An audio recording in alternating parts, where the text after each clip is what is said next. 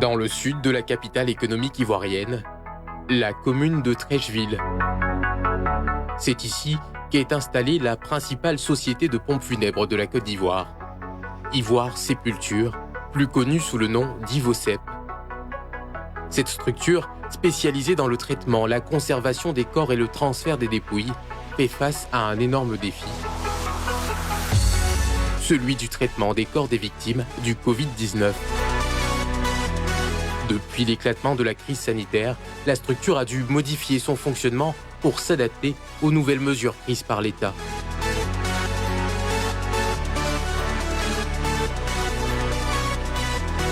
Nous avons tout de suite pris les mesures pour rassurer les familles et aussi pour rassurer nos propres employés qui, pour une raison ou pour une autre, auraient peut-être plus peur que d'autres dans cet environnement un peu délicat. Aujourd'hui, les cérémonies de levée de corps se font dans la stricte intimité familiale. Ici, les salles servant pour la cérémonie de levée de corps et de deuil sont complètement vides. L'entreprise travaille dans le strict respect des mesures barrières dictées par le gouvernement. Et pour faire face au traitement des personnes décédées du Covid-19, l'entreprise a mis sur pied une équipe spéciale, en étroite collaboration avec les autorités sanitaires qui effectuent des tests sur les cas suspects. Elle est en charge d'enlever et d'inhumer tous les corps testés positifs au coronavirus. Ce matin, l'équipe se prépare pour un enlèvement. Voilà, vous faites partie d'une équipe un peu, c'est l'une de nos meilleures équipes, qui est la cellule Covid. Pour ce matin, ceux qui viennent de monter, c'est clair, on a fait le point, tout est là. Voilà, vous avez vérifié vos équipements, je pense. Il n'y a pas de problème. Donc je viens de recevoir un coup de fil du SMIC. Nous allons partir là-bas pour faire une opération d'enlèvement. Comme vous le savez, c'est pour ça que je reviens régulièrement là-dessus. Soyez méticuleux. Vraiment. Je pense que vous n'êtes pas là pour rien ici. Parce que là, vraiment, vous êtes les meilleurs. Et vraiment, faites vraiment attention. Donc on va se préparer pour partir rapidement. Pour la tâche, on revêt un équipement personnel de protection, une combinaison, des lunettes, des cache-nez et des gants. L'endroit a été choisi spécialement pour le traitement des décès liés au Covid-19. Un traitement minutieux, des gestes effectués avec soin.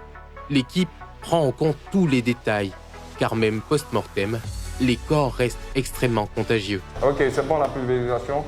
Le travail s'est fait déjà depuis l'hôpital. On a déjà pulvérisé le corps, mais on prend toutes les dispositions. Même arrivé ici, on pulvérise encore le corps. Aucun soin funéraire, pas de toilette mortuaire, les corps sont déposés dans une housse. La mise en bière est immédiate et le cercueil scellé dans la foulée. Les corps sont ensuite transportés dans un cimetière pour être inhumés loin de la famille. Comme vous pouvez constater ici, c'est le secteur vraiment réservé au cas de Covid.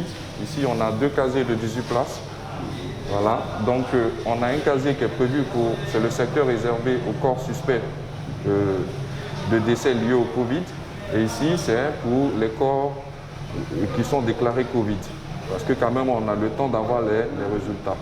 Donc voilà un peu comment on fonctionne. Et là, à partir de là, comme vous voyez, il y a une séparation. Donc on a 3 secteurs aujourd'hui.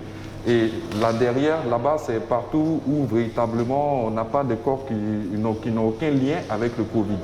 C'est pour vraiment rassurer la population que c'est vraiment, on a pris la peine de faire toutes ces séparations-là.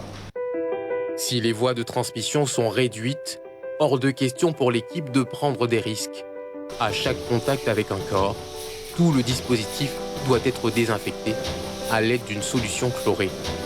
C'est la sécurité qui a été prévue. Véritablement, ils doivent maintenant se désinfecter eux-mêmes pour que nous soyons tous en sécurité. On a plusieurs équipes. Donc pour l'instant, il y a par exemple l'équipe de BG qui a procédé à un enlèvement. On a une équipe qui va procéder à une inhumation d'un corps de Covid. Donc chacun, en fonction des appels, on réagit véritablement. Pour faire ce travail, l'équipe a reçu une formation de technique de protection d'enlèvement de corps et d'inhumation, une formation donnée par l'OMS, l'Organisation mondiale de la santé. Un travail difficile qui est pourtant mal perçu par une frange de la population. La venue du Covid a été une surprise pour le monde entier. Nous nous sommes mis volontiers pour exercer ce boulot, pour l'amour que nous avons pour nos prochains. Nous sommes souvent aussi rejetés par notre confrère du dehors. Bon, voilà. Mais avec la motivation de notre supérieur, nous arrivons à épargner cela. Pour travailler dans ce domaine, c'est vraiment, on développe une passion là-dedans. Quand quelqu'un est pleuré, l'apporter, ne serait-ce un peu de sourire, un peu de le reconforter du fait qu'on va mieux enterrer dignement quelqu'un qui vient de partir, ça n'a pas de prix. Et vraiment, on a développé cet amour et vraiment, c'est un travail qu'on fait vraiment avec beaucoup de passion. Dans le monde entier, les rites funéraires ont dû être adaptés face à la crise sanitaire du coronavirus. Mais en Afrique, peut-être plus qu'ailleurs, l'impossible deuil des victimes du coronavirus devrait marquer les esprits.